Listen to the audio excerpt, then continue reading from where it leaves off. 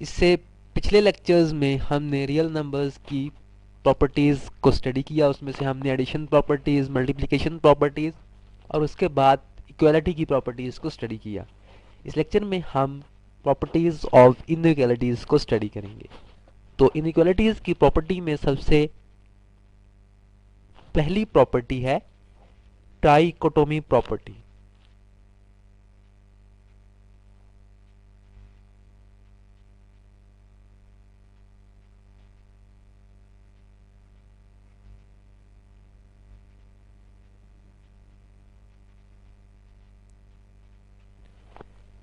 ये property state करती है कि हमारे पास दो नंबर्स हों ए और बी,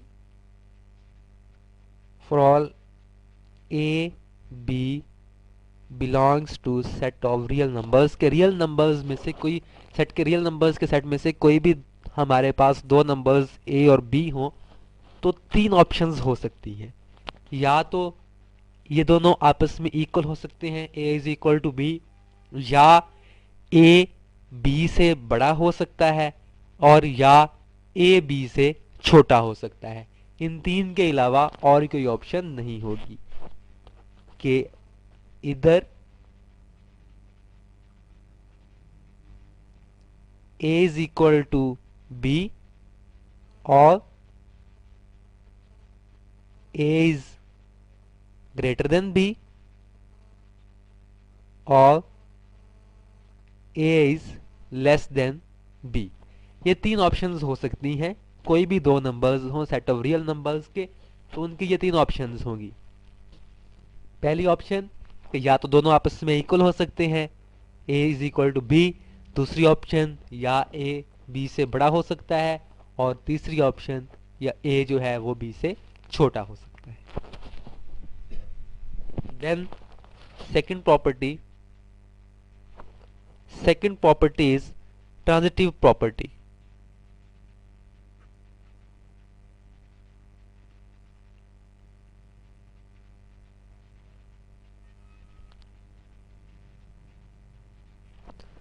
ट्रांजिटिव प्रॉपर्टी हमारे पास तीन नंबर्स के लिए है, for a b and c belongs to set of real numbers.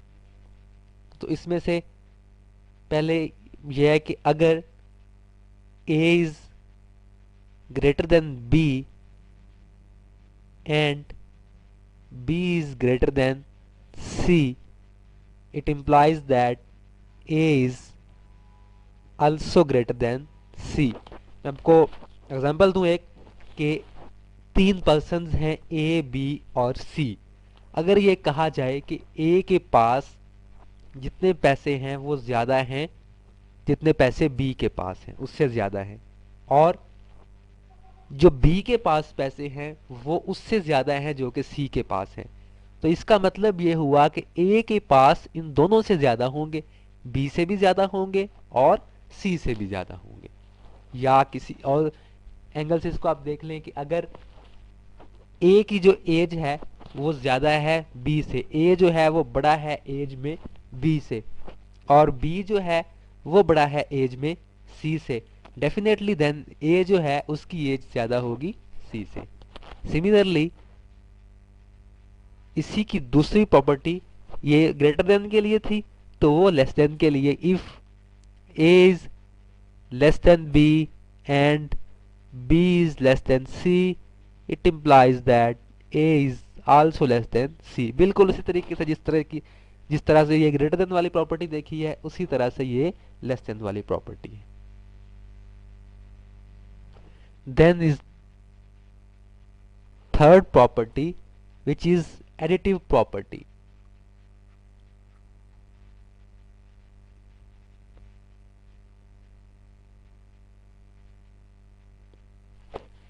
Additive property हमारे पास ये है कि उसमें पहला केस हम ये देखते हैं कि अगर हमारे पास दो नंबर्स हों और एक नंबर दूसरे से बड़ा हो और दोनों में जब हम सेम नंबर ऐड करेंगे तो उसके बाद भी वो वैसे ही रहेंगे, यानी कि नंबर्स ऐड करने के बाद भी वो आपस में एक दूसरे से ग्रेटर रहेंगे। कैसे कि for all a b c belongs to set of real numbers. पहली ऑप्शन ये है कि a is greater than b, कि ए जो है वो बड़ा है बी से। देन इट इम्प्लाइज दैट कि अगर मैं ए में एक नंबर ऐड कर दूं सी, और बी में भी वही नंबर ऐड करूं सी, तो ऐड करने के बाद भी ये ए प्लस सी ग्रेटर होगा इस बी प्लस सी से, कि दो नंबर्स, पहला नंबर दूसरे से बड़ा है और दोनों में हमने सेम नंबर ऐड किया, तो सेम नंबर ऐड करने के बाद भी वो पहला नंबर जिसमें वो नंबर ऐड किया होगा वो ग्रेटर होगा दूसरे नंबर से जिसमें नंबर ऐड किया है। इसके बाद इसी की दूसरी प्रॉपर्टी की, अगर ए जो है वो लेस देन है बी से और दोनों में हम सेम नंबर ऐड करें, तो नंबर्स ऐड करने के बाद ए प्लस सी भी लेस देन होगा बी प्लस सी से। इसकी प्रॉपर्टीज, एडिशन की कुछ और प्रॉपर्टीज हैं कि अगर हमारे पास A is greater than B and C is greater than D, हमारे पास चार नंबर्स हैं, ए बी से बड़ा है और सी डी से बड़ा है। तो अगर मैं इन दो को ऐड करूं A plus C, it will be greater than from B plus D, क्योंकि हमारे पास इंडिविजुअली ए जो है वो बी से ग्रेटर है और सी जो है वो डी से ग्रेटर है।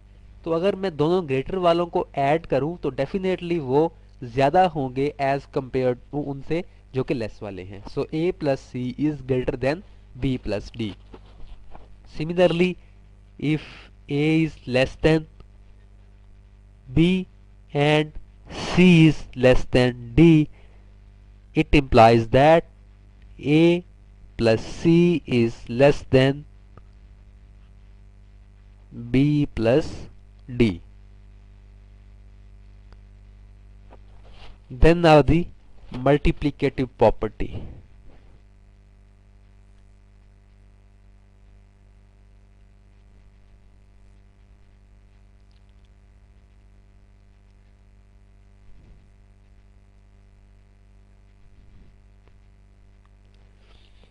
मल्टीप्लिकेटिव प्रॉपर्टी में सबसे पहली प्रॉपर्टी, for all a b c belongs to set of real numbers and c is greater than 0.